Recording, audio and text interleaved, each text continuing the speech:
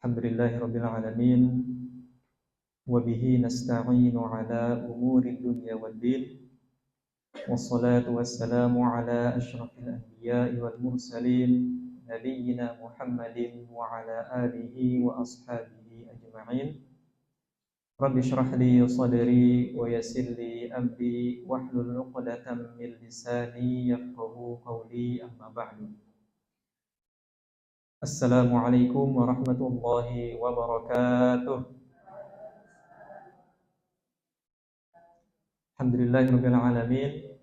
Jamaah yang dirahmati Allah Subhanahu wa taala. Alhamdulillah pada hari ini mengawali tahun baru Masehi kita bertepatan dengan hari Rabu 4 Januari atau 11 Jumadil Akhir 1444 Hijriah. Tak terasa kita sudah dekat dengan bulan suci Ramadan. Alhamdulillah Allah Subhanahu wa taala masih memberikan kita kesempatan, masih memberikan kita kesehatan untuk sama-sama melaksanakan kewajiban kita kepada Allah Subhanahu wa taala, di antaranya adalah menuntut ilmu. Kemudian salawat serta salam semoga selalu tercurah limpahkan kepada Nabi kita Nabi Muhammad sallallahu alaihi wasallam. Allahumma shalli wa sallim wa barik alaihi, serta para sahabatnya, para tabi'ut tabi'in, dilanjutkan oleh para ulama, dan mudah-mudahan kelak kita akan mendapatkan syafaat Nabi Muhammad sallallahu alaihi wasallam. Amin ya rabbal alamin. Baik jamaah sekalian dirahmati Allah, alhamdulillah kembali kita melanjutkan kajian kita seputar tadabbur surah. Kemarin kita sudah menyelesaikan pembahasan tentang surat apa, Bu? Al-Waqi'ah Al-Waqi'ah yang membahas tentang huru-hara hari kiamat, huru-hara hari kiamat, sebagian nikmat Allah. Sekarang kita akan kembali melanjutkan pembahasan surah dalam Al-Qur'an yang tidak kalah pentingnya, yaitu surah Al-Mulk. Sebelum mulai, seperti biasa, kita sama-sama berniat melangkahkan kaki kita dari rumah, niat untuk menuntut ilmu. Niatnya harus diperbarui, Bu, harus diperbarui. Niatnya murni, ikhlas hanya untuk menuntut ilmu. Agar duduknya kita nanti 1-2 jam ke depan bernilai pahala di sisi Allah Subhanahu wa taala. Kemudian karena ini tempatnya di masjid, di rumah Allah, sama-sama kita berniat untuk iktikaf. Sama-sama berniat untuk iktikaf. Agar duduknya kita lama di sini bernilai pahala iktikaf. 1, 2, 3. Alhamdulillahirabbil alamin. Mudah-mudahan Allah Subhanahu wa taala meridhoi kita semua. Mudah-mudahan melancarkan kajian kita dan memudahkan kita untuk dapat memahami isi kajian. Baik jamaah sekalian dirahmati Allah Subhanahu wa taala, surat Al-Mulk, surah Al-Mulk. Surah Al-Mulk adalah salah satu surat di juz berapa, Bu? 29, 29. Yang ayatnya berjumlah 30. Surah Al-Mulk adalah surah Makkiyah. Surah Makkiyah. Sebagaimana nuansa surat Makkiyah itu berbicara tentang ketauhidan, menguatkan tauhid kaum muslimin saat itu. Kemudian berbicara tentang kerasulan, kenabian Nabi Muhammad SAW, berbicara tentang ketuhanan, berbicara tentang membantah argumentasi kaum musyrikin saat itu. Mengapa? Karena surah Makkiyah diturunkan sebelum peristiwa hijrah Nabi Muhammad SAW ke kota Madinah, yang mana audiensnya saat itu adalah siapa? Kaum musyrikin Makkah, Abu Jahal dan kawan-kawan. Sehingga menunjukkan keesaan Allah, kekuasaan Allah, membantah argumentasi mereka, melemahkan argumen-argumen mereka, dan menguatkan kenabian Nabi Muhammad SAW. Berjumlah 30 ayat. Dalam hadis disebutkan dari Abu Hurairah radhiyallahu anhu bahwasanya Rasulullah SAW telah bersabda, barang siapa yang membaca dalam Al-Quran sebuah surat yang berjumlah 30 ayat, maka akan memberi syafaat untuk pembacanya ya, sampai diampuni. Yaitu surat Tabarakalladzi biyadihil mulku, ya, surat Al-Mulk. Dalam hadis lain disebutkan bahwa barang siapa yang membacanya tiap malam, maka akan mencegah dia, melindungi dia dari azab kubur. Dalam hadis lain juga disebutkan, Bu, ya, ada sebuah surat, ya, sebuah surat dalam Al-Qur'an yang akan membela pembacanya. Ya, yang akan membela pembacanya nanti di hari kiamat sampai pembacanya ini masuk surga. Masya Allah, ya, ini diantara keutamaan membaca surah Al-Mulk. Hadis, ya, hadis itu apa, Bu? Perkataan Nabi, perbuatan Nabi. Ya, dalam surah An-Najm disebutkan Allah Subhanahu wa taala berfirman, "Wa ma yantiqu 'anil hawa." Nabi itu tidak berbicara dengan hawa nafsunya. In huwa illa wahyu yuha, melainkan wahyu dari Allah Subhanahu wa taala. Dan semakin orang itu membaca, semakin orang itu menghafal, memahami isinya, bahkan mengamalkan isinya, maka semakin besar pula keutamaan yang dia dapat. Ada orang mungkin hanya membaca saja biasa, tetap dia dapat keutamaannya, tetap. Ya, karena Allah itu maha apa, Bu? Maha adil. Allah itu maha teliti. Ya, sempat kita singgung kemarin di pembahasan surah Al-Waqi'ah, bahwa ibadah itu surganya bertingkat-tingkat, Bu, ya. Ya, jihad itu ada berapa tingkat, ya, salat itu ada berapa tingkat. Ya, sejauh mana khusyuk kita, sejauh mana ikhlas kita dalam salat, dalam sedekah, maka berbeda pula derajat surganya. Sama dengan ini, ya. Ketika orang membaca surah Al-Mulk, ya, tetap dapat keutamaannya. Dilanjutkan menghafalkannya. Tadi Masya Allah, ya, adik kita ya sudah membacakan surah Al-Mulk, dapat keutamaan yang lebih, ya, daripada orang yang membacanya. Lanjut lagi dia mentadabburi, ya, memahami isinya, yang alhamdulillah kita sedang, ya, membahasnya saat ini, tetap dapat keutamaan yang lebih dari orang yang menghafal dan membaca tadi. Ya, maka beruntunglah kita semua yang hadir di majelis ilmu ini, kita sama-sama bisa membaca, ya, mentadabburi isi surah Al-Mulk. Mudah-mudahan ini menjadi salah satu amalan kita nanti yang akan memberi syafaat kita di hari kiamat. Amin ya rabbal alamin. Ada apa dengan surah Al-Mulk? Ya? Al-Mulk artinya apa? Kerajaan, ya, kerajaan, kekuasaan. Ya, secara umum surah Al-Mulk, ya, membahas tentang kekuasaan Allah Subhanahu wa taala. Insyaallah pada hari ini kita akan membahas kurang lebih 15 ayat, ya. Kita bagi dua sesi. Hari ini, kemudian kesempatan berikutnya sesi terakhir, yaitu dari ayat 16 sampai 30. Bismillahirrahmanirrahim. Allah Subhanahu wa taala berfirman, Tabarakalladzi biyadihil mulku wa huwa ala kulli syai'in qadir. Tabarak, ya. Tabarak itu ada tiga makna. Pertama adalah yang kemuliaan yang sangat agung. Kemuliaan Allah yang sangat agung. Kemudian yang kedua adalah kebaikannya yang sangat banyak. Yang ketiga adalah yang memiliki keutamaan. Itu adalah makna daripada lafal tabarok. Yang mulia, ya, kemudian yang baik, yang kebaikannya banyak, dan yang memiliki keutamaan. Itu adalah makna daripada lafal apa? Tabarok. Sehingga di sini, ya, terhimpun dalam satu makna itu, Allah itu wahibul barokah. Allah itu yang memiliki keberkahan. Allah yang memiliki kebaikan. Allah yang memiliki keberkahan. Allah yang memiliki keutamaan. Zatnya Allah, ya, memiliki keberkahan, penuh dengan kebaikan, penuh dengan keutamaan. Dan di sini kita, ya, ditanamkan oleh Allah, ya, tauhid yang benar, keyakinan yang benar bahwa semua kebaikan, semua keberkahan, semua keutamaan itu berasal dari Allah Subhanahu wa taala.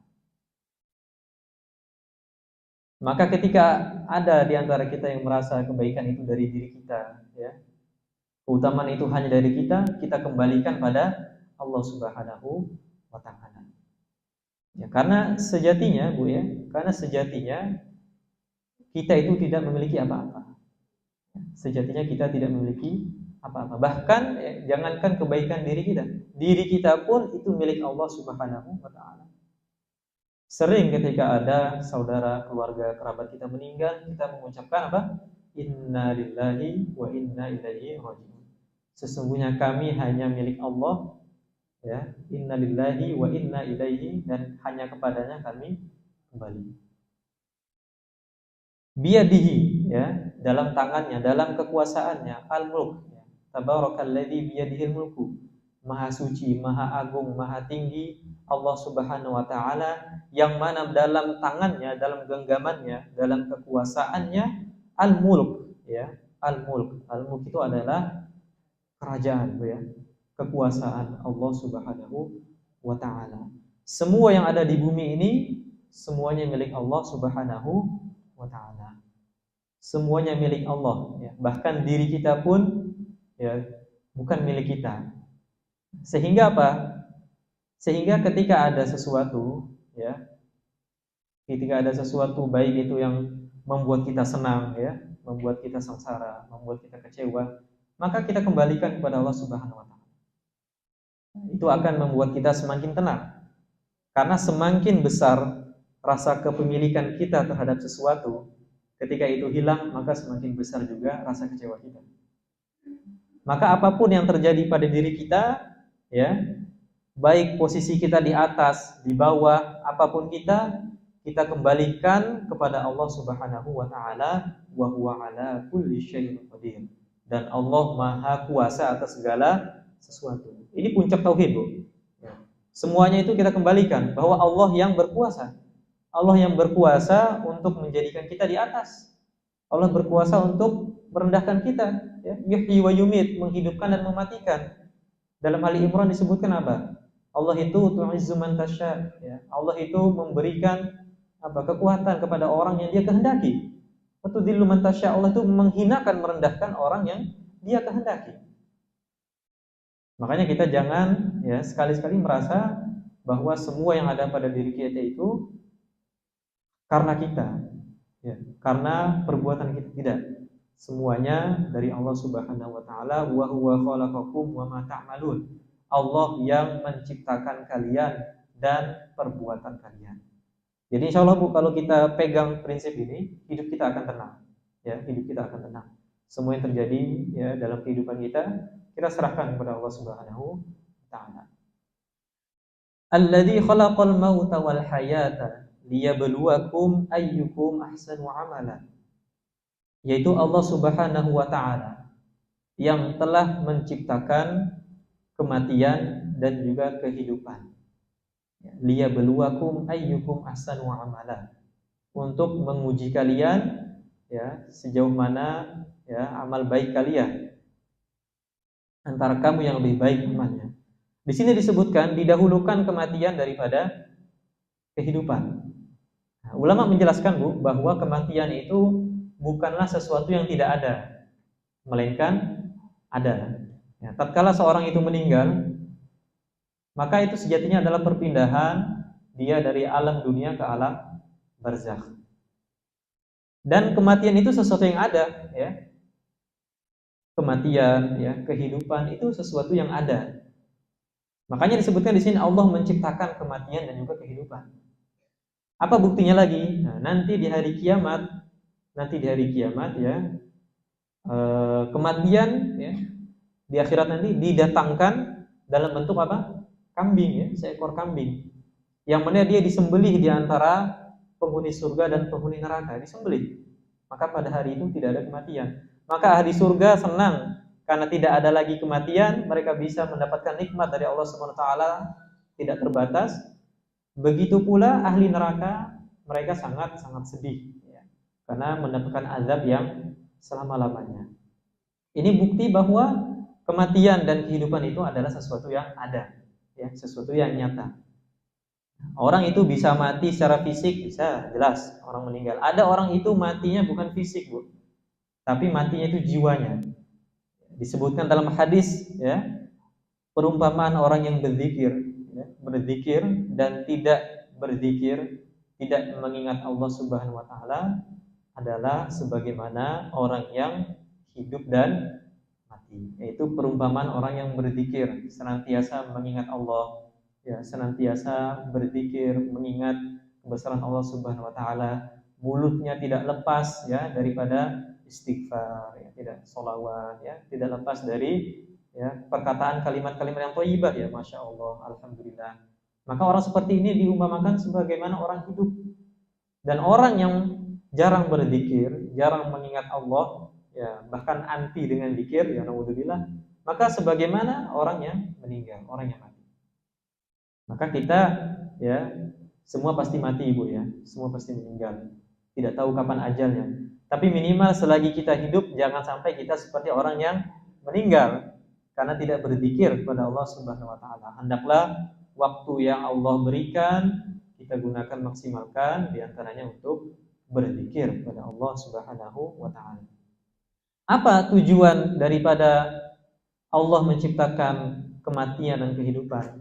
Liyabluwakum, untuk menguji kalian. Ya. Hidup ini penuh dengan ujian, Bu, ya. Penuh dengan ujian. Kadangkala orang itu diuji dengan sulitnya menjalankan ketaatan. Ya, itu ujian. Tidak semua orang bisa sholat berjamaah. Itu ujian, ya. Tidak semua orang bisa mengelangkahkan kakinya ke masjid, sholat berjamaah 5 menit mungkin. Tidak semuanya bisa. Itu ujian. Begitu pula ujian kita menahan diri dari maksiat kepada Allah Subhanahu wa taala, itu juga ujian. Bagaimana kita itu menahan diri dari nafsu, ya. Nafsu yang memang sudah menggelegak, Bu, ya, sudah meledak-ledak. Bagaimana itu ujian, Bu? Bagaimana dia bisa menahan dirinya dari melakukan perbuatan yang Allah haramkan? Itu ujian juga. Jadi hidup ini penuh dengan ujian. Interaksi kita dengan sesama itu penuh dengan ujian. Apa tujuan ujian ini? Liyabluwakum ayyukum ahsanu amala. Menguji kamu, siapa di antara kamu yang lebih baik amalnya. Ulama mengatakan, ya, ahsan di sini, ya, ahsanu amala adalah yang paling bagus amalnya, ya, adalah yang paling sempurna amalnya, adalah yang paling ikhlas amalnya, yang paling dekat dengan tuntunan Nabi Muhammad SAW sesuai dengan sunnah. Dan yang dituntut, ya, utamanya dalam kita beramal itu adalah apa? Kualitasnya. Ya, kualitas amal tersebut. Kadang-kala orang beramal sedikit, tapi karena keikhlasannya, ya, karena khusyuknya, maka kualitasnya besar, maka pahala yang dia dapatkan besar.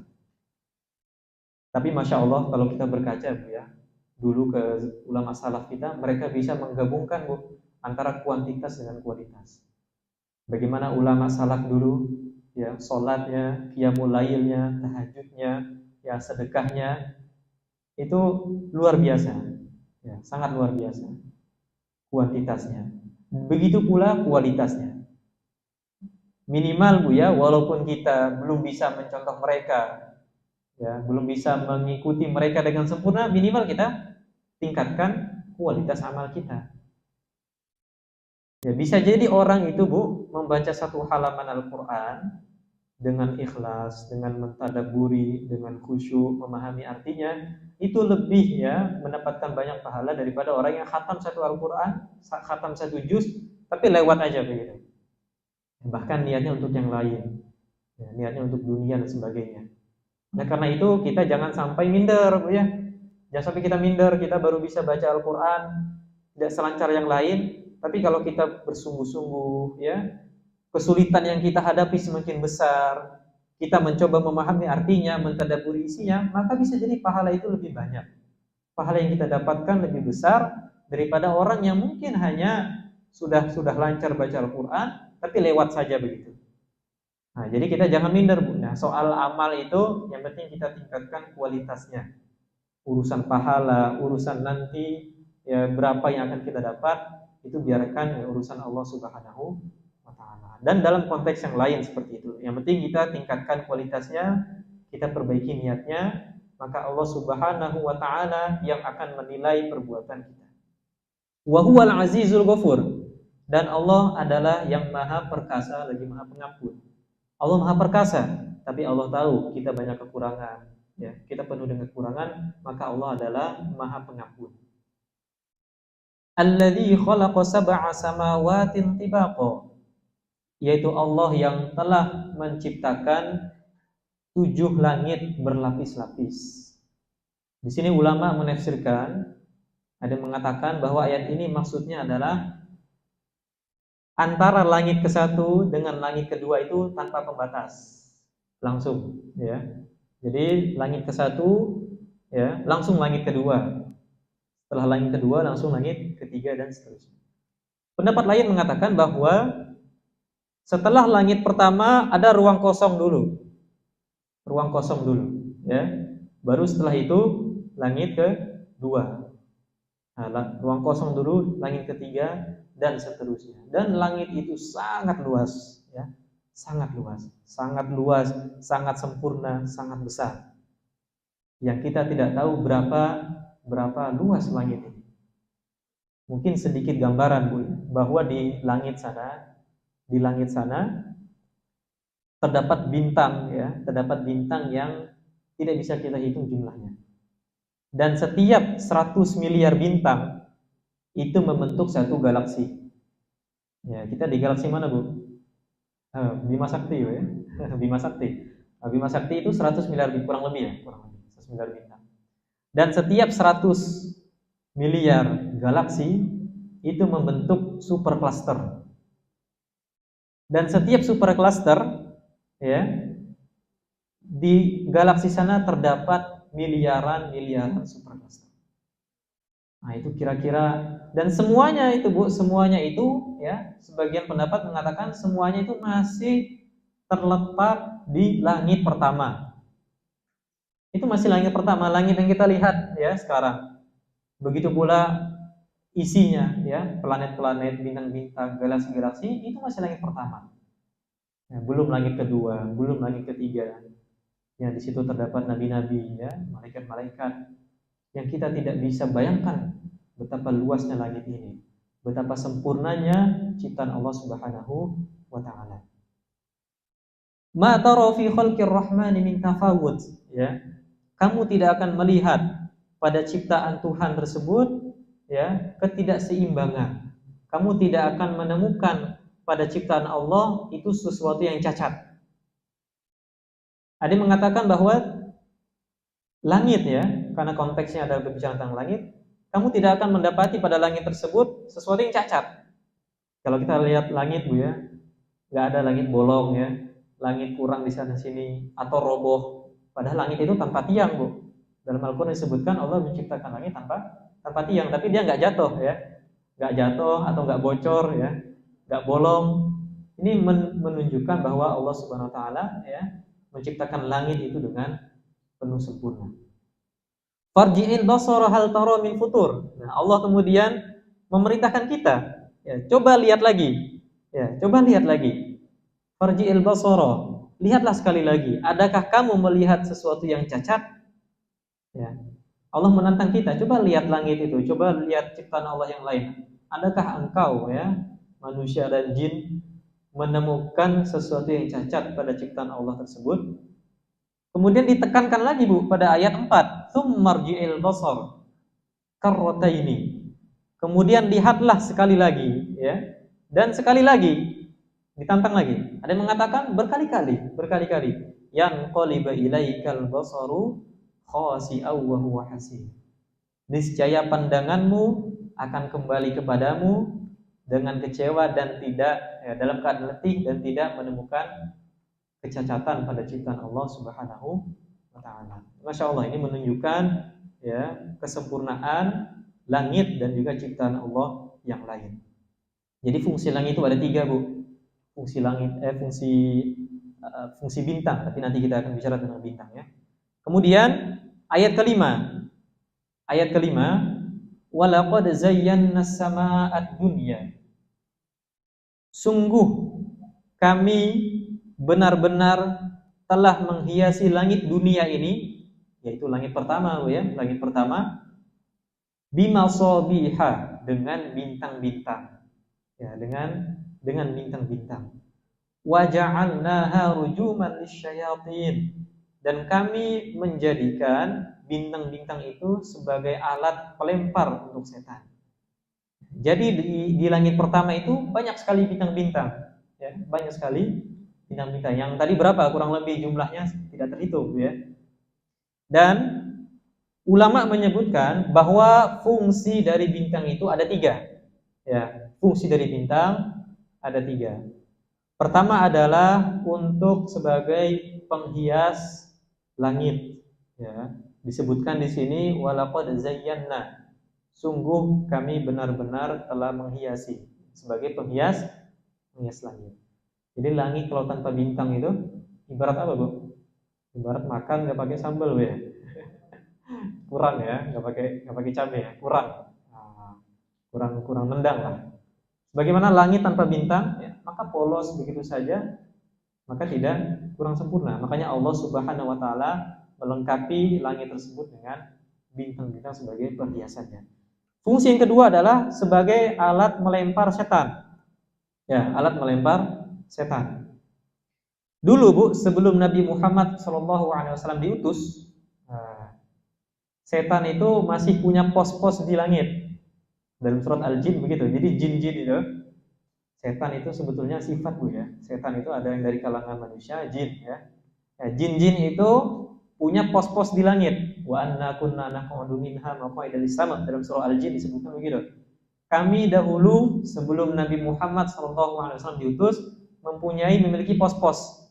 Ya, ada yang di sana, ada yang di pojok sini.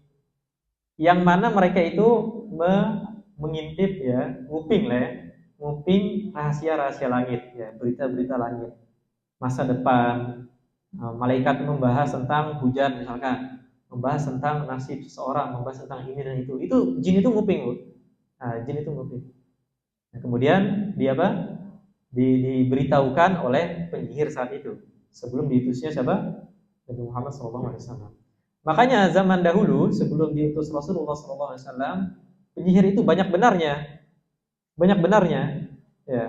Karena memang masih diizinkan Allah jin-jin itu untuk ngintip, ya, untuk nguping. Masih ada benarnya. Contohnya sebagaimana Fir'aun, ya, mengetahui bahwa akan dilahirkan Nabi Musa alaihissalam, ya, dan lain sebagainya.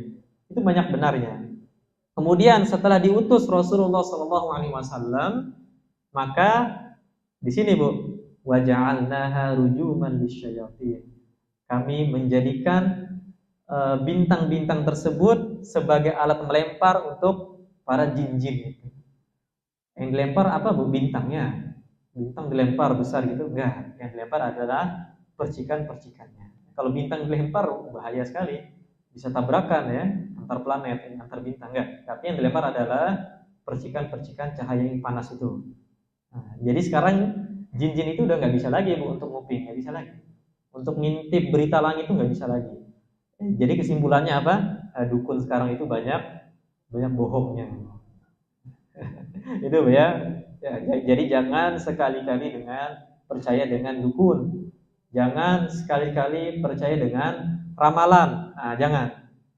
Karena itu diantara jenis kesyirikan, ya. Dan syirik itu halus, Bu, ya. Dan dampaknya sangat besar. Tidak diampuni oleh Allah Subhanahu wa taala kalau meninggalnya tanpa bertaubat. Jadi jangan sekali-kali kita percaya dengan dukun apapun bentuknya. Ada dukun hitam, dukun putih, itu tinggalkan, ya. Kita yang lurus-lurus aja lah, yang biasa-biasa aja. Kemudian fungsi yang ketiga daripada bintang, ya, tadi baru 2, adalah sebagai tanda untuk orang di padang pasir, ya. Jadi orang itu, Bu, dari zaman dulu bahkan sampai sekarang, ya, musafir itu orang yang safar di padang pasir, di jalan-jalan itu mampu membaca bintang. Ini arah utara, ini arah selatan, ini arah barat. Nah, dan ini diperkenankan oleh Islam.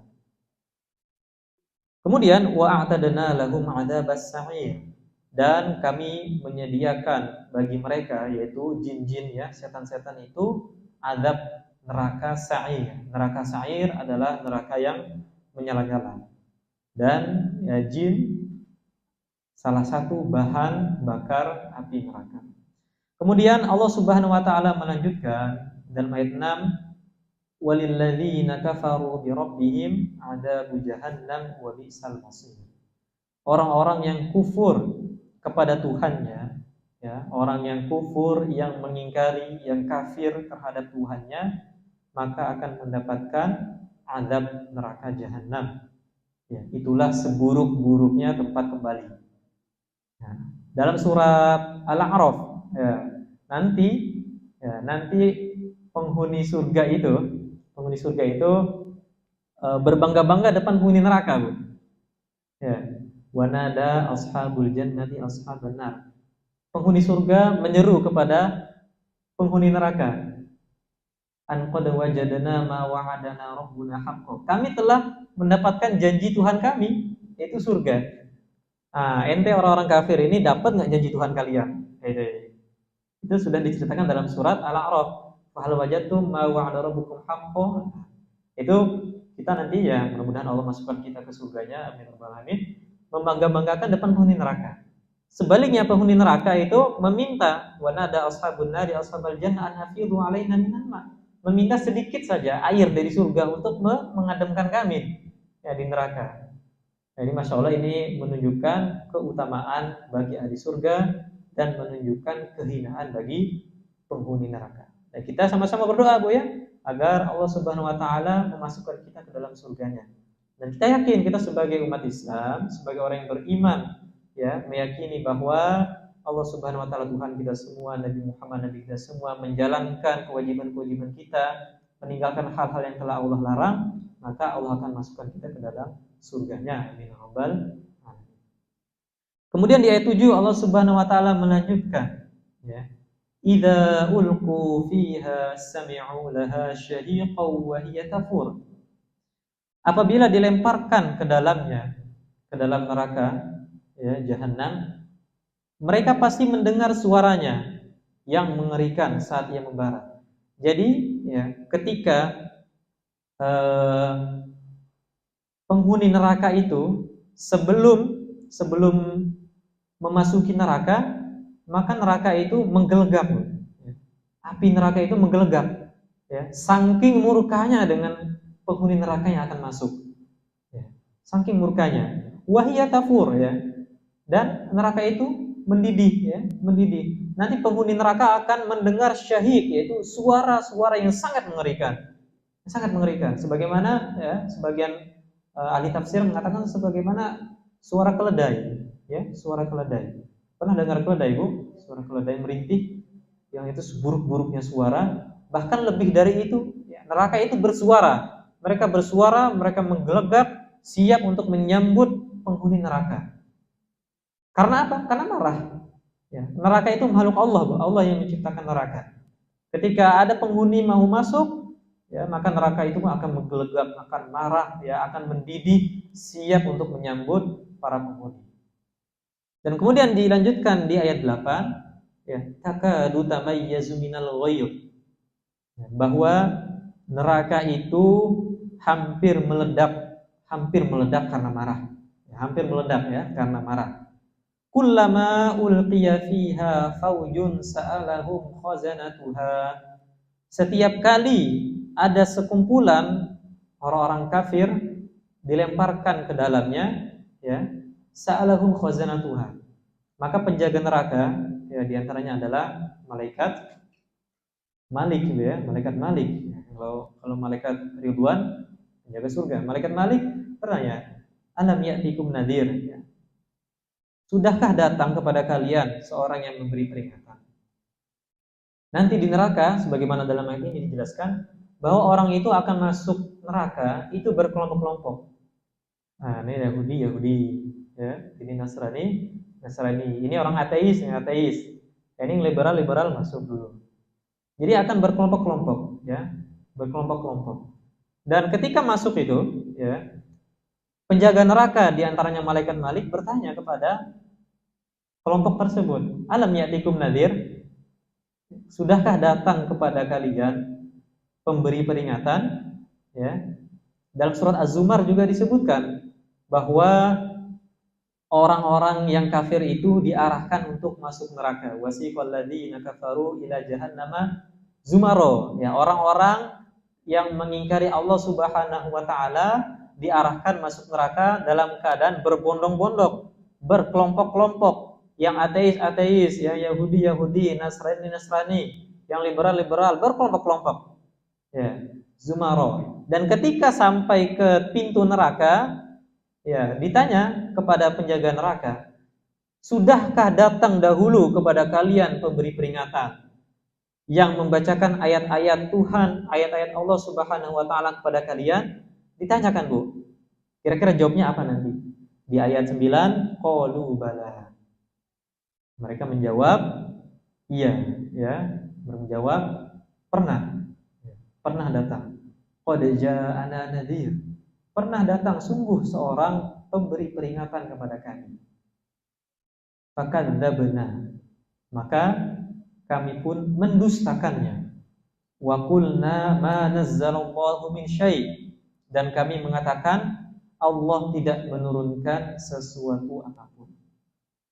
Ini jawaban, ya, kelak kalau orang-orang kafir itu masuk ke dalam neraka. Ditanya, dulu ada nggak Nabi datang ke kalian? Oh, ada. Dulu ada nggak sahabat datang ke kalian? Ada. Ada nggak dulu tabi'in datang ke kalian untuk berdakwah? Ada. Ada nggak dulu para ulama datang kepada kalian menyampaikan dakwah? Ada. Semua mengaku ada. Ya, bala qad ja'ana nadhir. Tapi apa? Fakadzabna. Maka kami pun mendustakan mereka semua. Mendustakan, mengkriminalkan ulama, ya. Memenjarakan, Masya Allah, mendustakan saja sudah begini, Bu, ya. Apalagi kita sampai memenjarakan, mengkriminalisasikan ulama, ya. Ini naudzubillah. Ya, fakadzabna wa qulna ma nazzalullah. Dan kami mengatakan penghuni neraka, Allah tidak menurunkan sesuatu apapun. Ini diantara bentuk dusta orang-orang kafir saat itu, ya, kepada Rasulnya, ya, kepada para pendakwah, kepada para ulama. Kemudian dilanjutkan, in antum illa fi dhalalin kabir. Kamu tidak, ya, malaikat pun berkata, kamu tidak lain hanyalah berada dalam kesesatan yang nyata. Di sini terdapat dua penafsiran, ya, bahwa yang mengatakan ini adalah penjaga nerakanya. Ketika orang-orang kafir itu sudah dilemparkan ke dalam neraka, ya, kemudian malaikat penjaga neraka pun mengatakan, in antum illa fi dhalalin kabir. Tidaklah lain kalian hanya berada pada kesesatan yang besar. Sebagian ahli tafsir mengatakan bahwa ini adalah perkataan mereka sendiri. Ketika mereka sudah masuk ke dalam neraka, mereka pun menyesali itu dan mengatakan, in antum illa fi dhalalin kabir. Ya, tidaklah kalian, ya, hanyalah berada dalam kesesatan yang besar. Kemudian Allah Subhanahu wa taala melanjutkan, ya, bagaimana sikap orang-orang kafir yang saat itu sudah masuk ke dalam neraka, ya, kemudian sudah dicaci maki, ya, oleh penjaga malaikat. Bagaimana sikap mereka? Wa qalu law kunna nasma'u aw na'qilu ma kunna fi ashabis sa'ir. Mereka pun menyesal.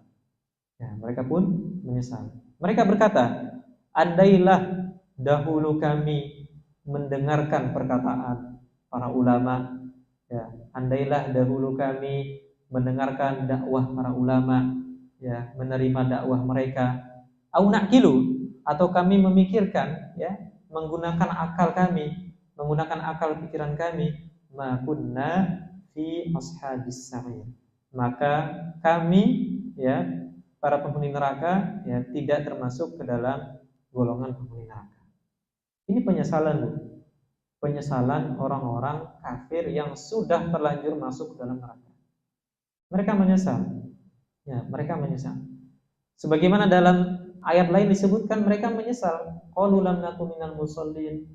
Dahulu kami tidak sholat, dahulu kami tidak melaksanakan zakat, dahulu kami tidak puasa. Orang kafir itu, Bu, orang kafir itu tetap diwajibkan untuk sholat. Ya, orang kafir itu tetap diwajibkan untuk berpuasa Ramadan, tetap diwajibkan untuk membayar zakat, tetap diperintahkan. Ya, tetap diperintahkan. Tapi gimana mau sholat, mereka belum Islam. Ya, karena diantara syarat berniat itu adalah harus Muslim. Gak sah orang kafir berniat sholat atau niat berpuasa, ya, tidak sah. Dan mereka diazab nanti di akhirat karena tidak melaksanakan sholat. Jadi orang kafir itu tetap diazab. Diazabnya karena apa? Dahulu kami tidak sholat, dahulu kami tidak zakat, dahulu kami tidak berpuasa Ramadan, tetap diazab. Tapi ya gimana mau sholat, Bu, ya? Gimana mau puasa? Niatnya saja sudah tidak sah, apalagi melakukan rukun-rukunnya. Nah, ini adalah konsekuensi daripada kekufuran. Dan kita mendoakan sama-sama, mungkin ada kerabat kita, ada teman kita, agar Allah memberikan hidayah Islam, ya. Karena Masya Allah, Bu, ya, di antara keadilan Allah Subhanahu wa Ta'ala adalah ketika seorang itu masuk Islam, dulu mungkin kejahatannya, dosanya luar biasa, masuk Islam itu, maka dia sebagaimana bayi yang baru lahir. Maka catatan amalnya dimulai dari awal lagi, dari nol.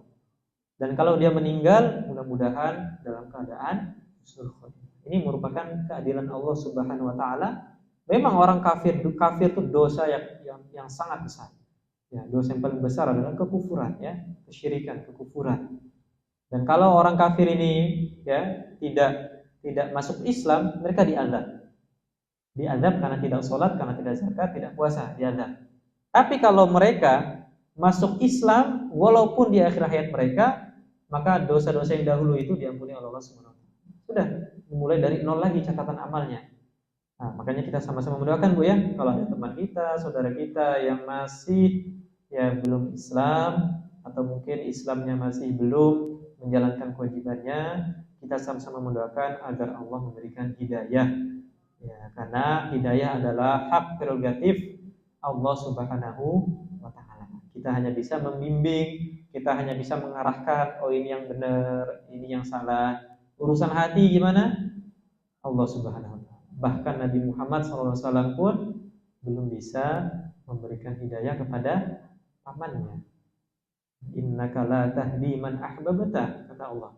Sesungguhnya engkau Muhammad tidak bisa memberikan hidayah kepada orang yang engkau cintai. Walakinnallaha yahdi man yasha. Akan tetapi Allah memberikan hidayah kepada orang yang Dia kehendaki. Kemudian jamaah rahimakumullah, Allah Subhanahu wa Ta'ala melanjutkan firman-Nya dalam ayat 11, fa'tarafu bidzambihim. Ya, mereka pun mengakui dosanya. Mereka pun menyesali atas dosa-dosanya. Apakah bermanfaat, Bu, penyesalannya? Enggak sama sekali. Ya, enggak sama sekali. Fasuhqan li ashabis sa'ir. Ya. Bahkan Allah di sini apa? Maka jauhlah kalian dari rahmat Allah li ashabis sa'ir, untuk orang yang penghuni neraka sa'ir. Maka jauhlah kalian dari rahmat Allah Subhanahu wa Ta'ala. Maka pada hari itu, Bu, tidak ada lagi namanya penyesalan. Ya, tidak ada lagi namanya penyesalan. Yang dahulu mungkin sering menzalimi orang, yang dahulu mungkin sering berbuat kasar, sehingga dengan itu dia dimasukkan ke dalam neraka, maka pada hari itu tidak ada lagi penyesalan. Makanya Ibu, ya, kita semua pintu taubat masih terbuka. Apa yang mungkin masih kita lakukan saat ini, ya, yang kita masih melakukan hal-hal yang Allah haramkan, nah, marilah sama-sama kita bertaubat kepada Allah Subhanahu wa Ta'ala.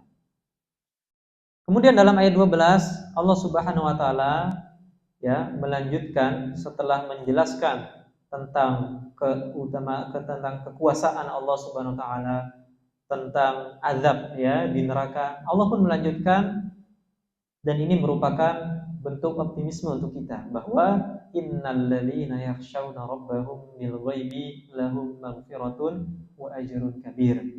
Sesungguhnya orang-orang yang takut kepada Tuhannya bil ghaibi. Nah, bil ghaibi dengan tanpa melihatnya. Di sini ya. Di sini Allah Subhanahu wa taala mengatakan bil ghaibi ya.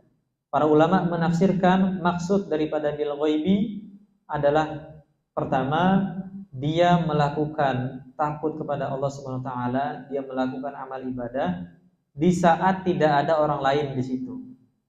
Yaitu dalam apa? Kesendiriannya.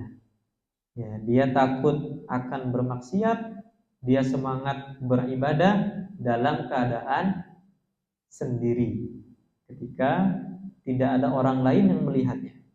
Itu pertama. Penafsiran yang kedua adalah orang-orang yang takut terhadap hal-hal yang gaib. Hal-hal gaib yang telah Allah sampaikan, Allah firmankan dalam firman-Nya, dalam Al-Qur'an. Surga, neraka, ya, azab kubur, ya, hari kiamat. Orang-orang yang takut. Lahum maghfiratun. Ya. Maka bagaimana dengan orang yang tadi, ya, dengan orang yang tadi takut kepada Allah, takut melakukan maksiat, semangat dalam ketaatan ketika tidak ada orang lain melihat, maka apa ganjaran bagi mereka? Lahum maghfiratun wa ajrun kabir. Maka bagi mereka adalah ampunan dan pahala yang besar. Karena sangat jarang sekali, Bu ya, orang dalam kesendiriannya semangat dalam ketaatan. Ya. Kenapa? Karena Allah tahu keadaan manusia. Makanya di antara 7 golongan yang mendapatkan naungan syafaat nanti di hari kiamat itu adalah apa? Rajulun dzakarallaha khaliyan fafadat ainah. Itu seorang laki-laki yang berzikir kepada Allah, mengingat Allah Subhanahu wa taala khaliyan, dalam keadaan tidak ada orang lain di situ. Ya, fafadat ainahu, maka mengalirlah air matanya. Nah, ini di antara 7 golongan, Bu, yang mendapatkan naungan Allah Subhanahu wa taala kelak. Tidak ada naungan selain 7 naungan ini, selain 7 golongan ini. Nah, ini menunjukkan keutamaan yang sangat besar bagi orang-orang yang dalam kesendiriannya dia masih semangat untuk taat. Dalam kesendiriannya dia menjaga, menahan dirinya dari melakukan maksiat kepada Allah Subhanahu wa taala. Maka bagi mereka adalah ampunan, ya, ampunan dan juga pahala yang besar. Ya, berapa besar pahala yang didapat tergantung sekuat apa dia menahan diri dari maksiat, tergantung ya seikhlas apa dia dalam melaksanakan ketaatan kepada Allah Subhanahu wa taala. Kadang-kala kita itu kalau melaksanakan ibadah, ketaatan itu semangat ketika ada orang lain. Ya, salat kita menjadi khusyuk, ya, menjadi tenang ketika ada orang yang melihat kita. Ini hati-hati, Bu ya, ini penyakit hati. Nah, ini penyakit hati. Kalau kita baca Quran, dilihat anak kita, dilihat keluarga kita, senang kita. Ya, senang. Ini hati-hati, Bu. Ini penyakit hati, ya. Antara sum'ah, senang didengar, atau riya, senang untuk dilihat. Dan penyakit-penyakit hati ini, Bu, ini bisa apa? Bisa menghilangkan pahala kita. Nah, hati-hati ini, hati-hati.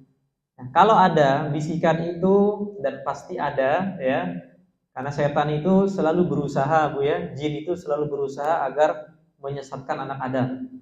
Kalau ada bisikan itu, segera kita tepis jauh-jauh. Kita tepis jauh-jauh. Kita selalu senantiasa memperbarui niat kita. Lagi baca Quran, datang anak kita, ya, datang suami kita, datang keluarga kita. Nah, nanti muncullah, Bu, saya ketahuan nih baca Quran. Nah, itu kita pokoknya kita buang jauh-jauh perasaan itu. Atau didengar oleh teman kita, wah ini kedengeran nih. Nah, nanti jadi obrolan ini kalau saya tidak bisa baca Quran. Tadi saya habis ini, habis itu, habis sedekah. Hati-hati. Ya, ini hati-hati. Ini penyakit hati yang kalau kita tidak sembuhkan, tidak kita buang jauh-jauh, ini bisa menghabiskan pahala kita. Sia-sia kita, Bu, baca Quran. Sia-sia kita tadi sholat sunnah. Ya, sia-sia kita tadi sedekah, infak sia-sia. Nah, jangan sampai Bu ya, jangan sampai karena penyakit hati yang tidak kita hilangkan ini menghabiskan seluruh pahala kita. Kemudian Allah Subhanahu wa taala melanjutkan dalam ayat 13, wa asirru qaulakum aw ijharu bih innahu alimun bidzatis sudur.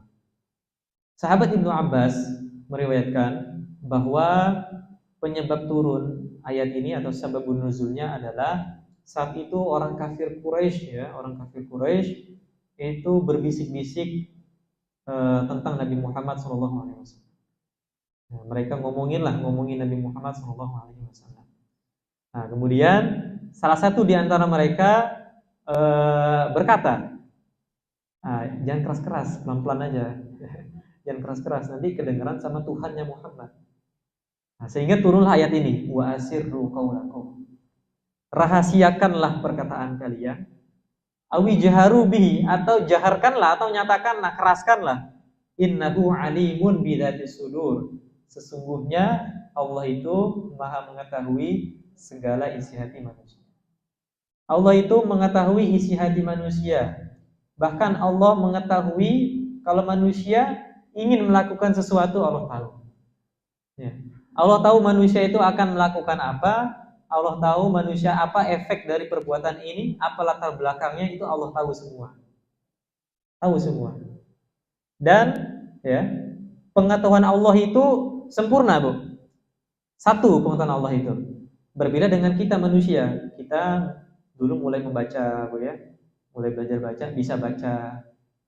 Sudah bisa baca, ya harus latihan lagi biar bacanya lancar.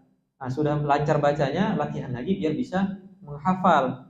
Kemudian dapat ilmu ini berkembang terus sampai jadi pakar.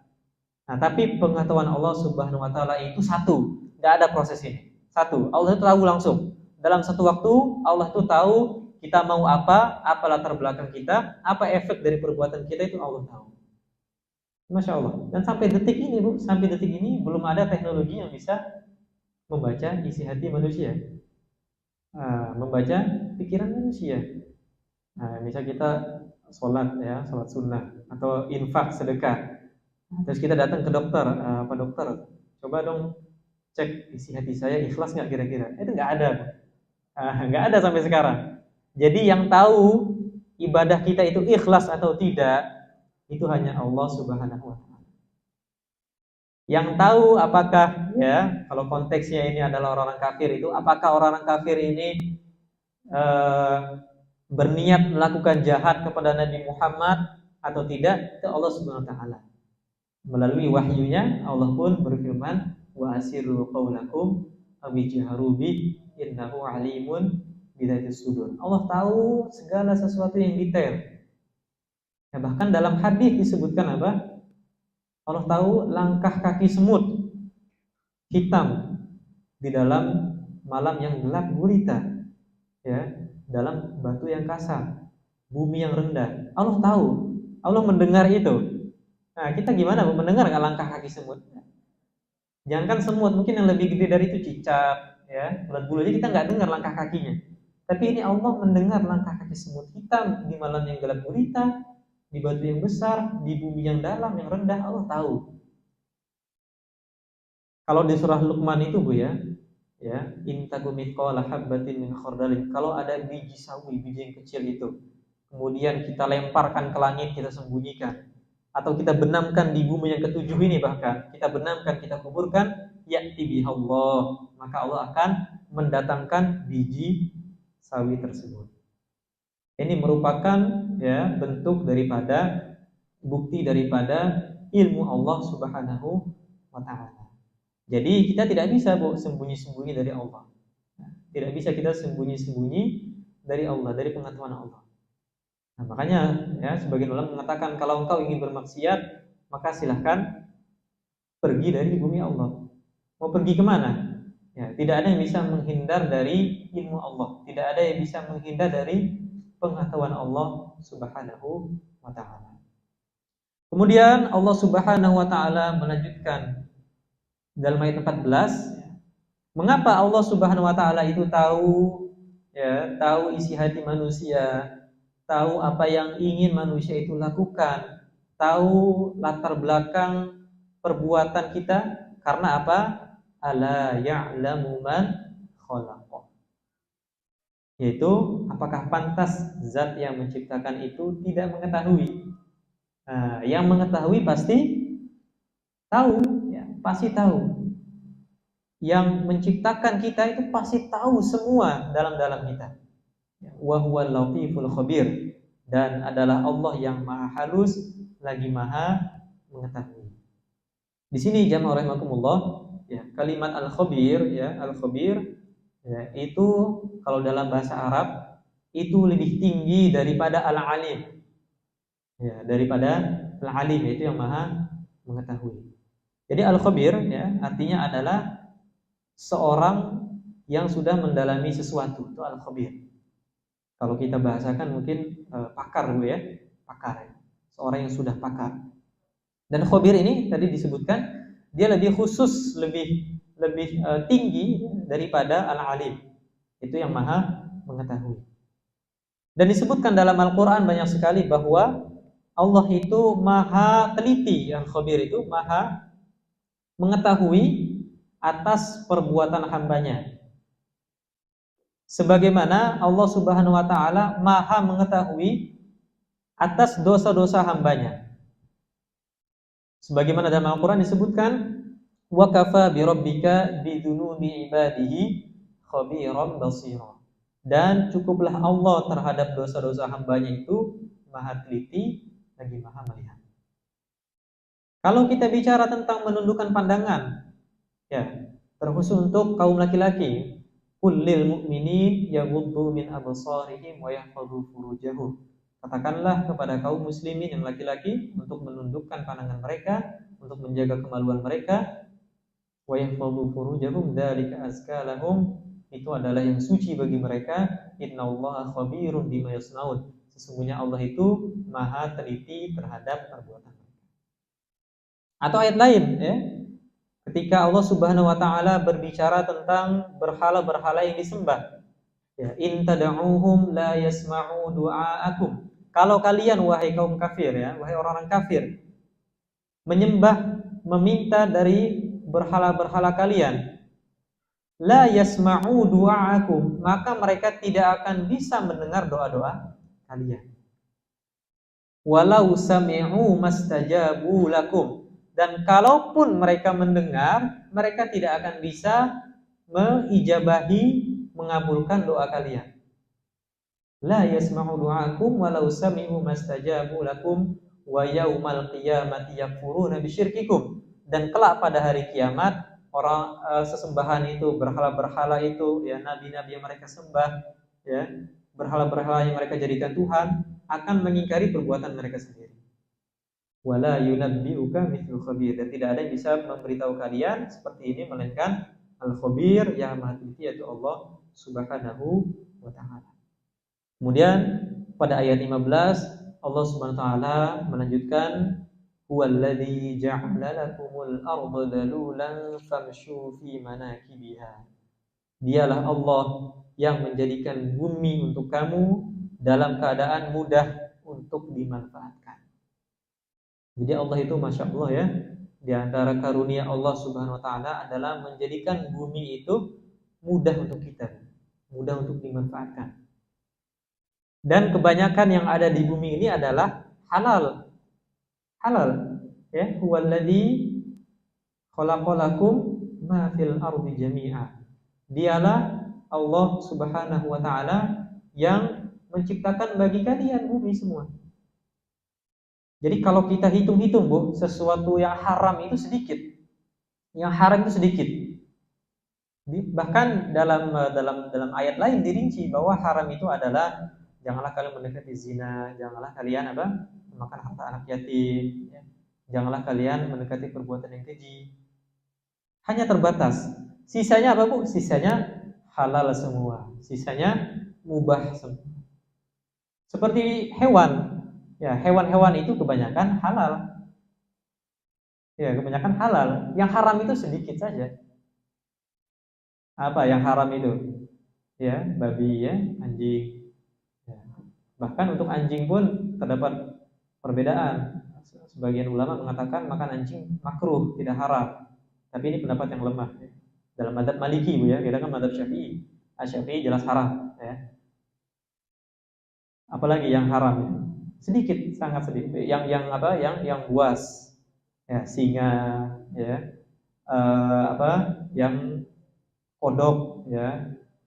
Beberapa hewan yang kita dilarang untuk membunuhnya, ya otomatis nggak boleh dimakan ya, dibunuh aja nggak boleh. Tapi selebihnya sisanya itu halal. Ular haram. Ular haram menjijikan ibu ya, kalau jin haram. Ini berobat hati-hati ya. Kalau berobatnya untuk masih ada yang halal maka harusnya halal. Tapi kadangkala ibu ada sesuatu, kita bicara konteksnya hewan ya, yang haram menurut pendapat ini, halal menurut ini. Nah, contohnya apa Bu? Buaya. Nah, buaya itu madzhab Syafi'i ya, haram ya Bu, nggak boleh makan buaya, haram. Madzhab Maliki, saya di Sudan dulu Maliki, buaya itu apa? Halal itu. Jadi kita di Sungai Nil itu, bukan saya ya, orang-orang Sudannya makan buaya panggang ya, buaya kecil ya, yang mungkin untuk ditangkap. Dan menurut Dewan Fatwa Saudi Arabia, ya buaya itu halal. Halal. Mengapa? Karena buaya adalah berdasarkan penelitian. Yang namanya fatwa itu harus ada penelitian, Bu ya. Buaya itu hewan air. Nah, hewan air yang sesekali ke darat untuk berjemur. Karena hewan air jadinya halal. Ya, Bu? Kalau kodok dua alam nggak boleh. Nah, karena buaya ini, inilah karena ini perbedaan pendapat di antara ulama. Sebagian mengatakan haram, sebagian mengatakan halal. Ya. Dan yang disepakati haram itu sedikit. Ya, yang disepakati haram oleh ulama itu sedikit. Sisanya itu katakanlah 80 sampai 90% itu semuanya halal. Halal untuk kita makan. Kura-kura halal enggak, Bu? Halal kura-kura. Ya silahkan aja kalau mau makan. Halal. Ambil pendapat yang halal jadi halal. Ya, kuda halal. Nah, dan lain sebagainya. Maka di sini Allah Subhanahu wa taala berfirman, "Dialah yang telah menjadikan untuk kalian bumi itu mudah untuk dicari hewan-hewannya, tumbuhan-tumbuhannya itu mudah. Allah mudahkan semuanya. Ya, famshu fi manakibiha, maka Allah pun memerintahkan ya, maka jelajahilah fi manakibiha, segala penjurunya. Nah, maka silahkan manfaatkan itu bumi yang telah aku ciptakan untuk kalian. Silahkan. Ya, hewan-hewan yang telah aku ciptakan kalian, silahkan manfaatkan itu. Ya, selagi kita batasannya Bu? Wala tufsidu fil ardi. Janganlah kalian berbuat kerusakan di muka bumi. Itu batasannya. Silahkan mau berburu, silahkan mengambil tanamannya, selagi kita tidak mengeksploitasi bumi tersebut. Tidak sampai merusak bumi. Nah, itu batasannya Bu ya. Silahkan. Nah, maka silahkan karena bumi ini semuanya milik Allah Subhanahu wa taala. Silahkan yang mau berburu ikan sebanyak-banyaknya. Karena ikan itu nggak akan habis, Bu. Makanya saya dengar ada undang-undang yang membatasi perburuan ikan ini, Masya Allah, gimana kira-kira? Nah, karena ikan itu nggak akan habis. Bahkan Masya Allah di sebagian saudara Muslim kita yang terpencil ya, yang di Palestina sana, itu Allah sediakan bagi mereka ikan yang sangat banyak. Dan padahal kita tahu sendiri bagaimana mereka dikekang ya oleh Israel, laknatullah. Tapi Allah Subhanahu wa taala memberikan karunia ikan-ikan yang banyak. Nah, ini merupakan bukti bahwa Allah itu menjadikan bumi itu mudah untuk kalian. Maka jelajahilah. Nah, maka silahkanlah manfaatkan di setiap penjuru-penjurunya. Wa kulu mir rizqihi, dan makanlah sebagian dari rizkinya. Wa ilaihin nusyur, kalian sudah cari ini, cari itu, kalian sudah dapat banyak dari bumi, tapi ingatlah wahai manusia, wa ilaihin nusyur, hanya kepada Allah lah kalian kembali. Maka jangan sampai Bu ya, kita dengan apa yang telah kita miliki itu melupakan asal kita. Nah, jangan sampai karena kita sudah punya banyak baik harta, jabatan, sebagainya, kita melupakan bahwa nanti kita akan kembali kepada Allah Subhanahu wa taala. Ini Masya Allah ya ayatnya. Jadi Allah Subhanahu wa taala telah menerangkan kepada kita kekuasaannya. Allah juga telah menerangkan kepada kita sebagian dari azab penghuni neraka. Dan Allah di akhir ayat 15 ini Allah telah menjadikan bumi itu mudah bagi kalian, bagi kita semua. Silahkan manfaatkan, silahkan jelajahi, manfaatkan rezekinya, maka makanlah dari sebagian rezekinya. Tapi ingat satu hal, yaitu hanya kepada Allah lah kalian kembali. Nah, jadi ini mudah-mudahan bisa meningkatkan kualitas amal kita. Ya, ingat Bu ya, kualitasnya. Kita banyak keterbatasan. Ya, kita mungkin tidak bisa seperti yang lain yang bisa khatam Al-Quran sebulan sekali. Tapi setidaknya kita tingkatkan kualitas amal kita. Sebagaimana sahabat Sa'ad bin Mu'adz ketika beliau masuk Islam, ya kemudian meninggal itu kurang lebih 7 tahun. 7 tahun.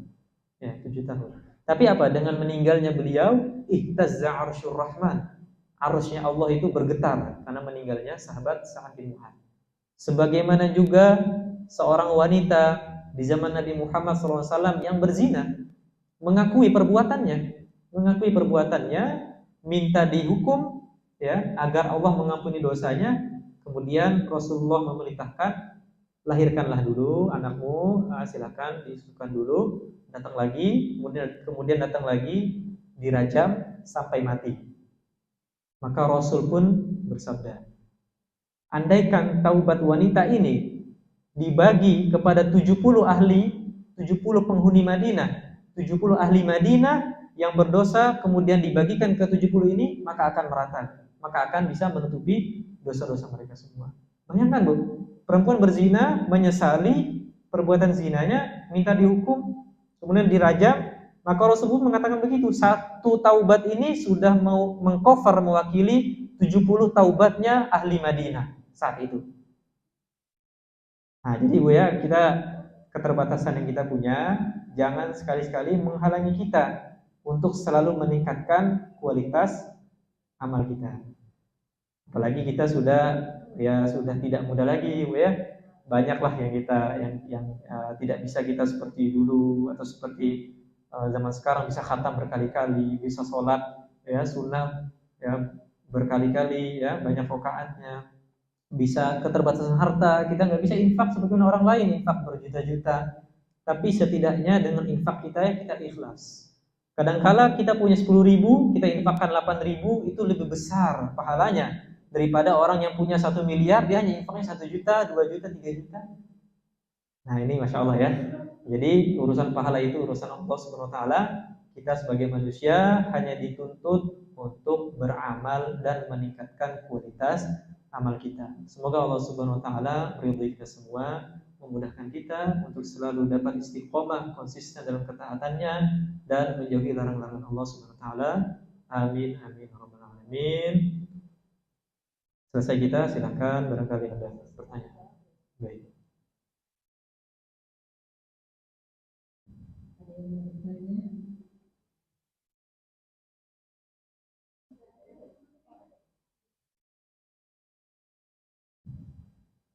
Terima kasih Bu Tuti. Ustaz, saya mau bertanya. Ustaz kan bilang tadi surat Al-Mulk itu siapa? Memberi syafaat kepada membacanya menghindari siksa dari azab kubur. Salah satunya. Bolehkah kita membacakan surat Al-Mulk kepada orang yang sebelumnya? Agar mengurangi dengan niat mengurangi siksa kubur. Amal tersebut. Yang kedua, Ustaz bilang tadi sebaiknya membaca surat Al-Mulk pada malam hari sebelum tidur. Boleh itu membacakan surat Al-Mulk pada waktu every time gitu. Waktu kita bisa aja gitu. Tidak hanya untuk malam sebelum. Itu aja Ustaz, terima kasih. Ya, sama-sama. Dua pertanyaan Bu ya. Pertama, bolehkah kita membacakan surah Al-Mulk untuk orang yang meninggal?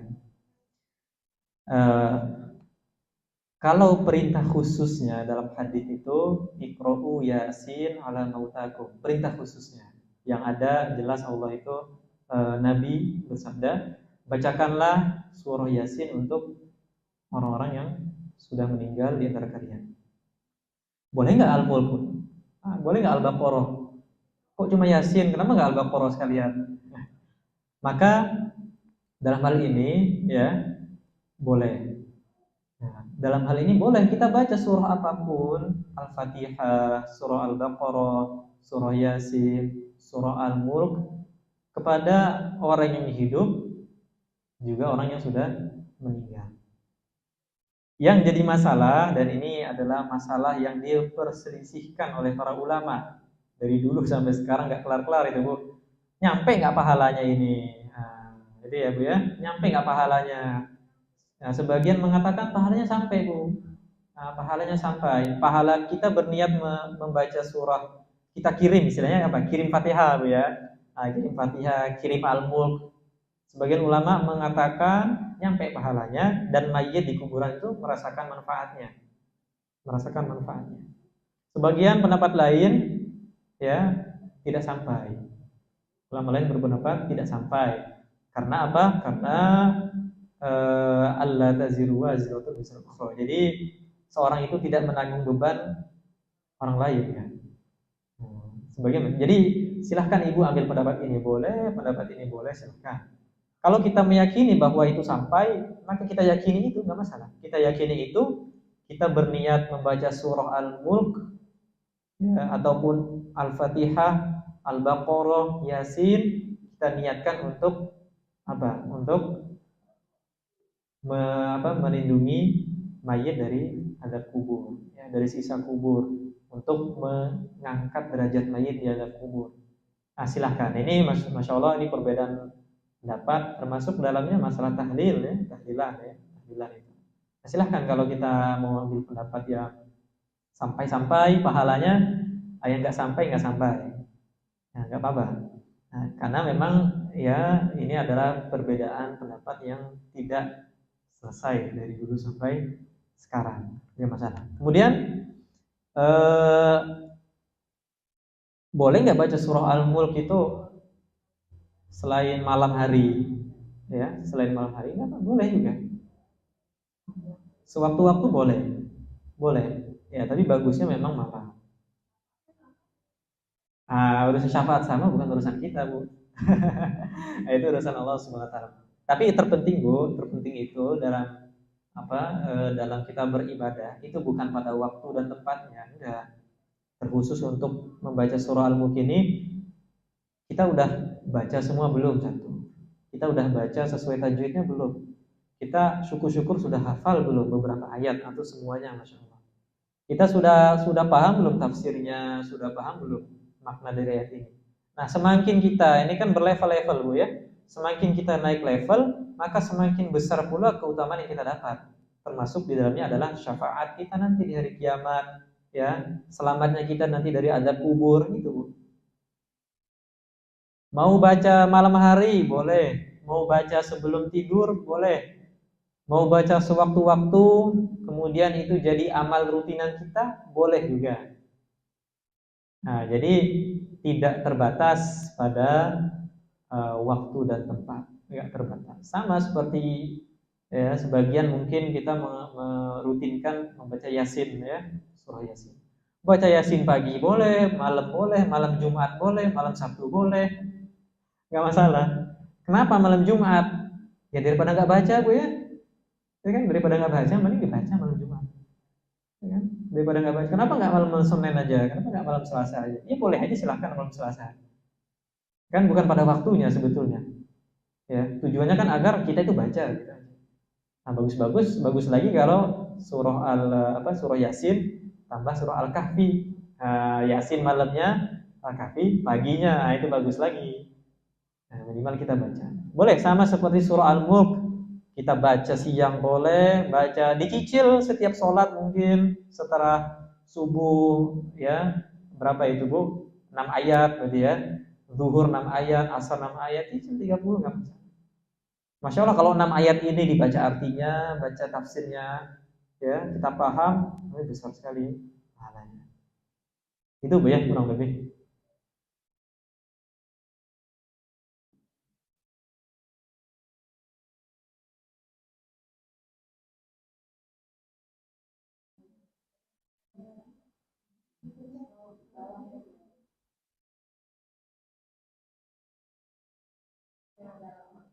Assalamualaikum warahmatullahi wabarakatuh. Waalaikumsalam. Ustaz, ini sehubungan dengan sifat Allah yang Qadir, yang maha halus, maha lembut, maha teliti, khususnya untuk penyakit hati ya Ustaz ya. Kan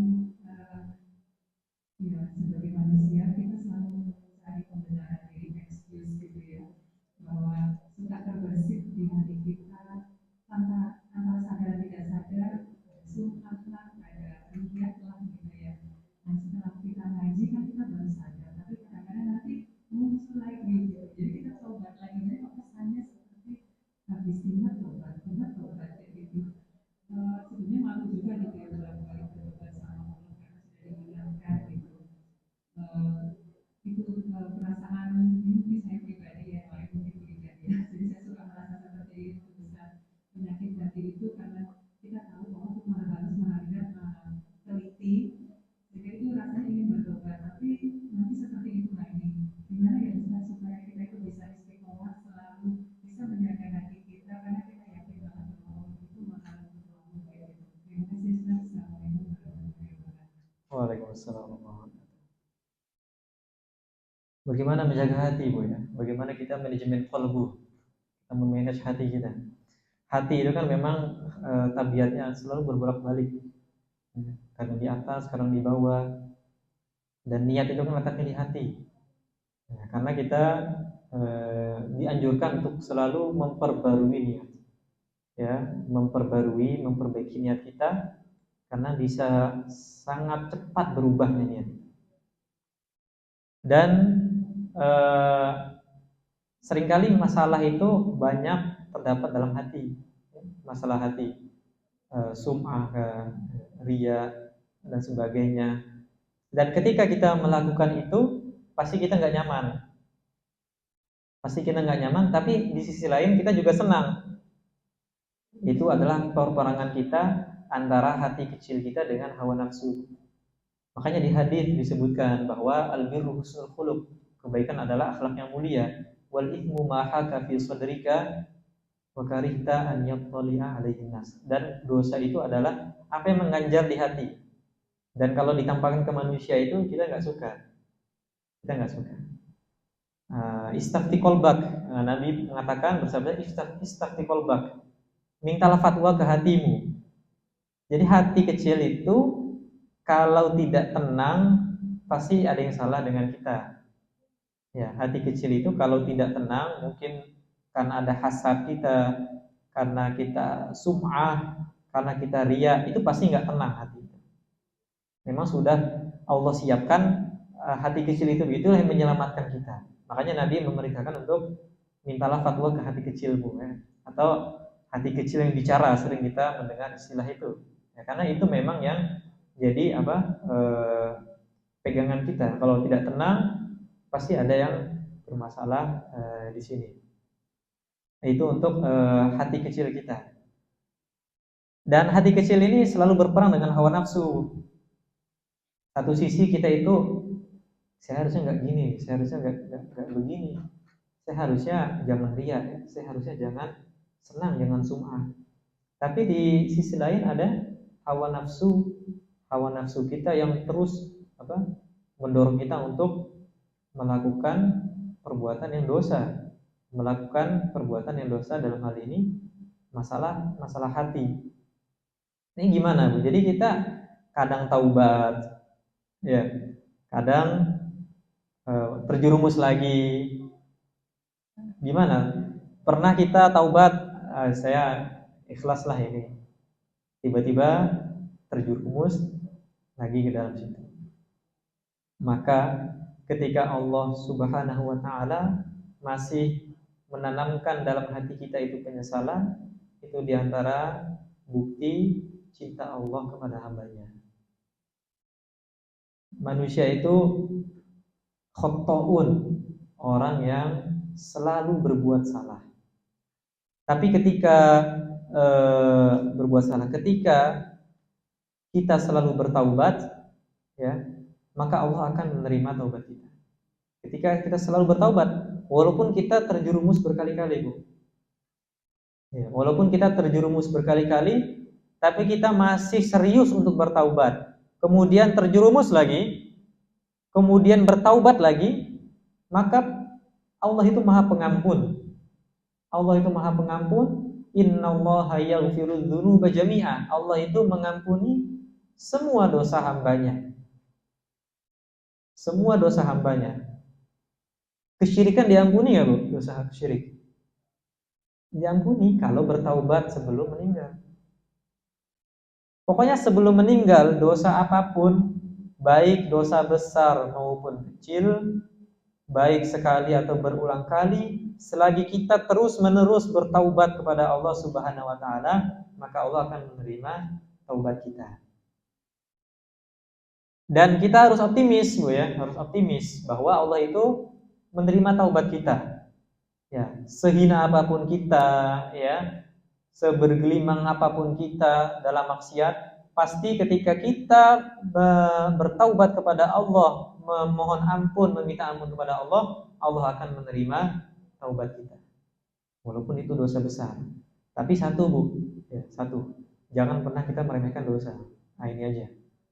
Nah, jangan pernah kita meremehkan dosa.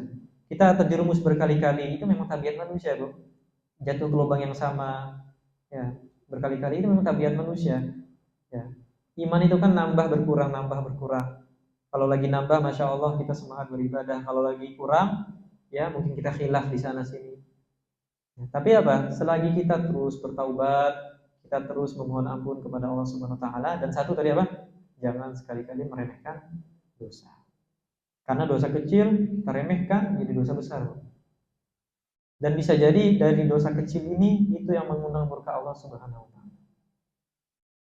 Nah, jadi sebesar apapun dosa kita, sebanyak apapun dosa kita, seberkali-kali pun kita melakukan dosa tersebut, selagi kita masih ada keinginan serius untuk bertobat, maka Allah akan mengampuni dosa kita. Dan jangan sekali-kali meremehkan dosa.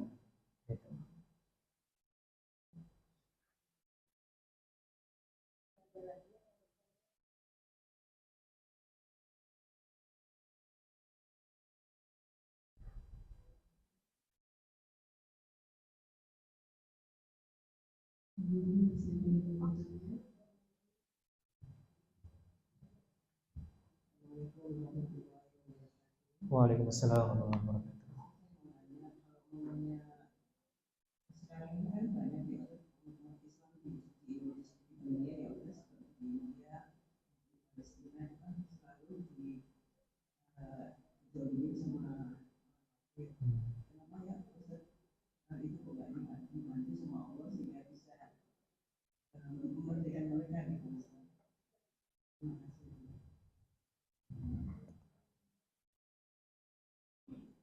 Itu ada kaitannya dengan ayat ayat kedua, Bu ya. Nah, alladzi khalaqal mauta wal hayata liyabluwakum ayyukum ahsanu amala. Dialah Allah yang telah menciptakan kematian dan juga kehidupan untuk menguji kalian ayyukum ahsanu amala.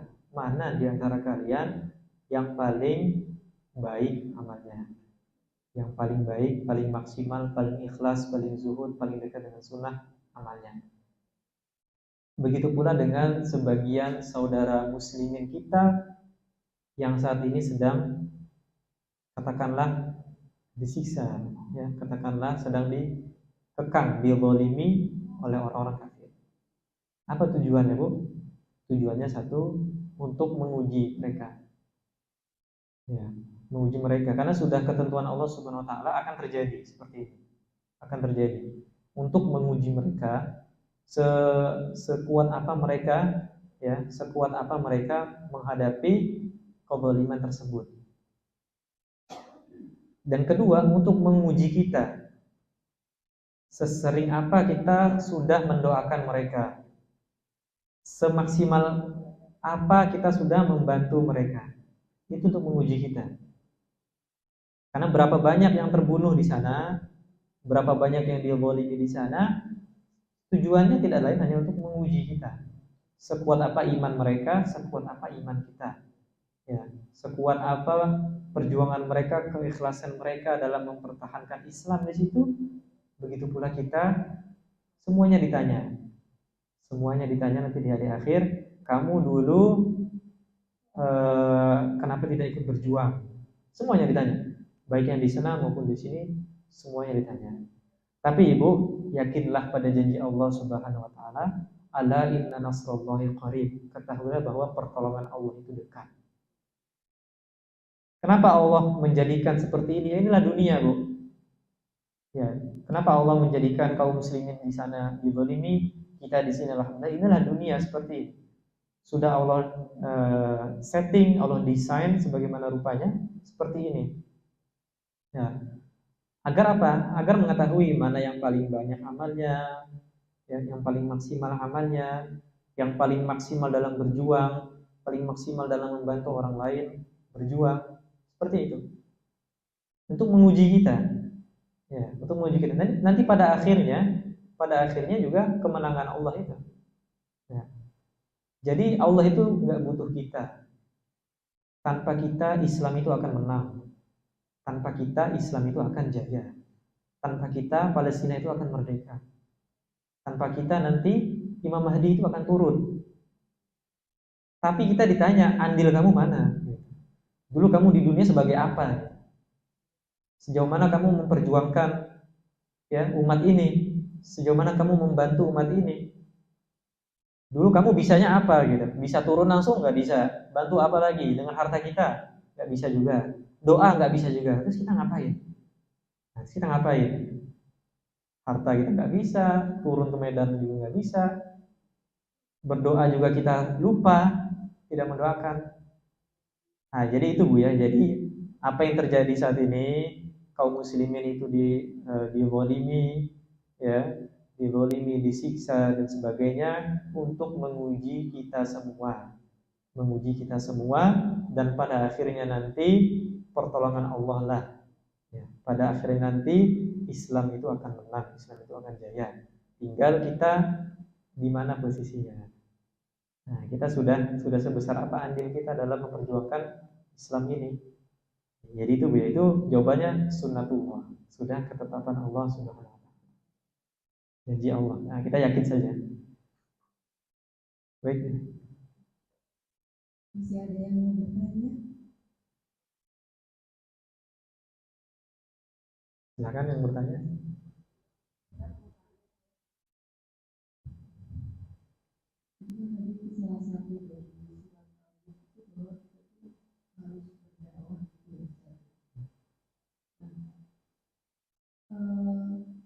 Berarti itu kewajiban semua umat muslim. Lalu untuk menghadapi itu disebut mengenai orang kafir ya, bahwa dia juga nanti di akhir juga melakukan dosa-dosa yang puasa, nggak sholat seperti itu.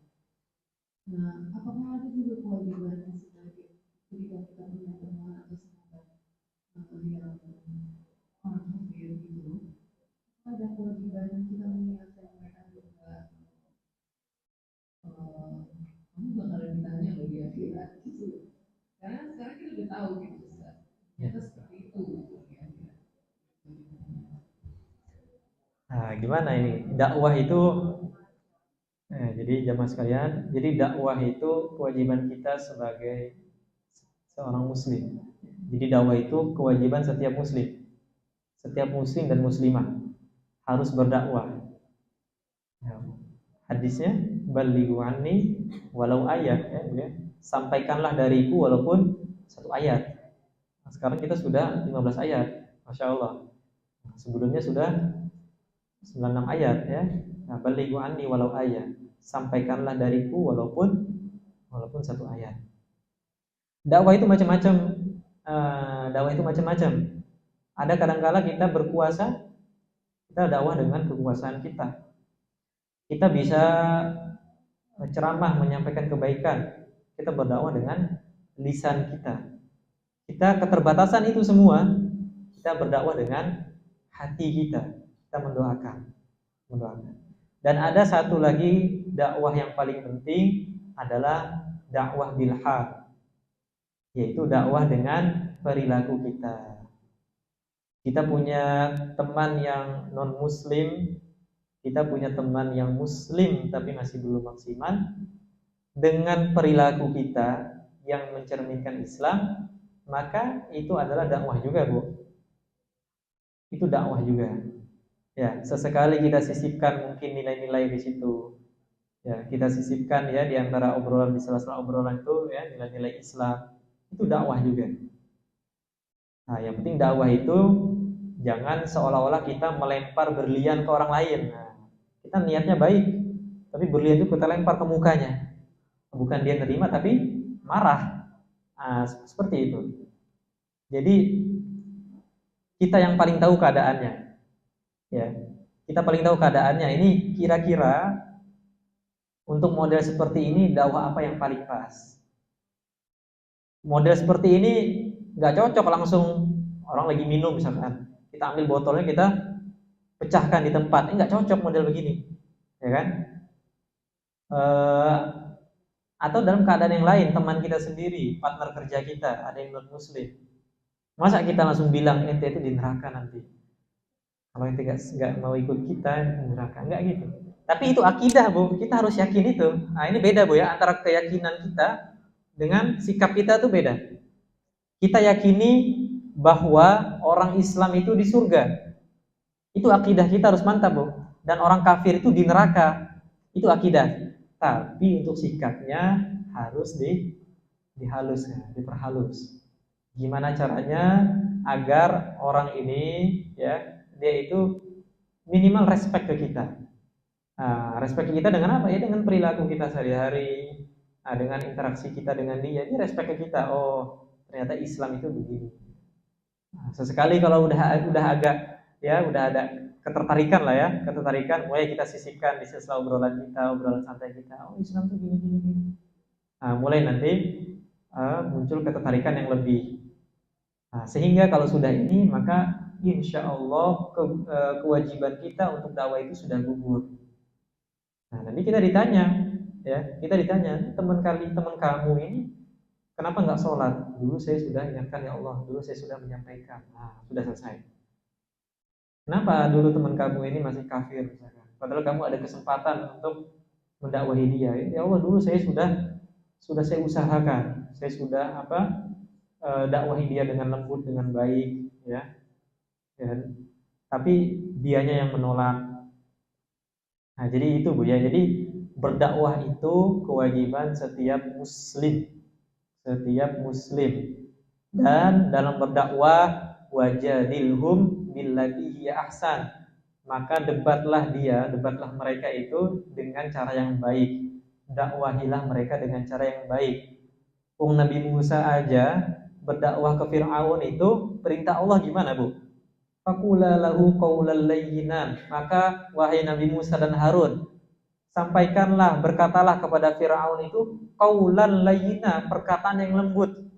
La'allahu yatadzakkaru aw yakhsha. Barangkali dengan perkataan lembut kalian itu Fir'aun pun sadar, taubat. Fir'aun, Bu, ngaku sebagai Tuhan, menantang Tuhan lagi. Ada nggak zaman kita yang seberingas Fir'aun? Zaman kita yang sedurhaka Fir'aun? Tidak ada. Ya.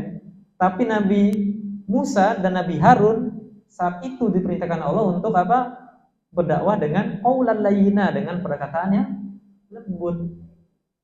Masa kita ke teman kita sendiri keras gitu ya.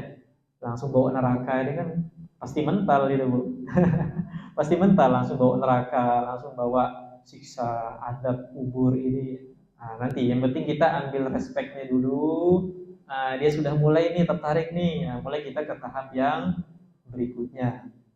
Dan kewajiban ya berdakwah adalah kewajiban setiap muslim. Mudah-mudahan dengan cara itu bisa menggugurkan kewajiban kita di hadapan Allah Subhanahu wa taala.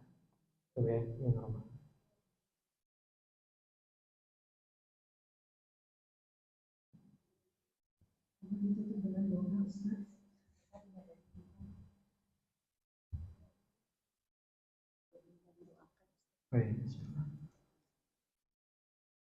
Baik, jemaah sekalian rahimakumullah, alhamdulillah telah kita selesai dari pembahasan tadabbur surah Al-Mulk 15 ayat. Mudah-mudahan Allah Subhanahu wa taala memberikan kita taufik dan hidayahnya untuk senantiasa istiqomah dalam ketaatan dan menjauhi maksiat kepada Allah Subhanahu wa taala. Amin amin ya rabbal alamin.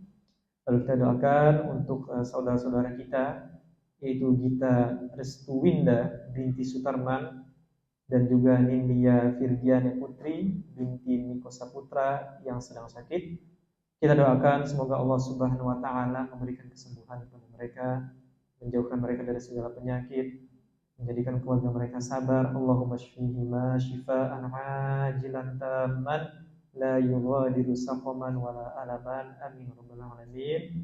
Istighfar sama-sama. Astaghfirullahaladzim, astaghfirullahaladzim, astaghfirullahaladzim, astaghfirullahaladzim, astaghfirullahaladzim. أعوذ بالله من الشيطان الرجيم. بسم الله الرحمن الرحيم. الحمد لله رب العالمين حمد الشاكرين حمد الناعمين حمدا يوافي نعمه ويكافئ مزيده. يا ربنا لك الحمد ولك الشكر كما ينبغي لجلال وجهك وعظيم سلطانك. اللهم صل على سيدنا محمد وعلى آل سيدنا محمد. اللهم اغفر لنا ذنوبنا ولوالدينا وارحمهم كما ربونا صغارا، ولجميع المسلمين والمسلمات والمؤمنين والمؤمنات الأحياء منهم والأموات، إنك سميع قريب مجيب الدعوات يا قاضي الحاجات. اللهم إنا نسألك سلامة في الدين وعافية في الجسد وزيادة في العلم وبركة في الرزق وتوبة قبل الموت ورحمة عند الموت ومغفرة بعد الموت. اللهم هون علينا في سكرات الموت والنجاة من النار والعفو عند الحساب. اللهم إنا نسألك حسن الخاتمة ونعوذ بك من شر العاقبة وسوء الخاتمة. ربنا ظلمنا أنفسنا وإن لم تغفر لنا وترحمنا لنكونن من الخاسرين. ربنا هب لنا من أزواجنا وذرياتنا قرة أعين واجعلنا للمتقين إماما. ربنا تقبل منا إنك أنت السميع العليم وتب علينا يا مولانا إنك أنت التواب الرحيم. ربنا اللهم اشف مرضانا ومرضى المسلمين وارحم موتانا وموتى المسلمين. ربنا آتنا في الدنيا حسنة وفي الآخرة حسنة وقنا عذاب النار. سبحان ربك رب العزة عما يصفون وسلام على المرسلين والحمد لله رب العالمين. Amin. Sekian. Assalamualaikum warahmatullahi wabarakatuh.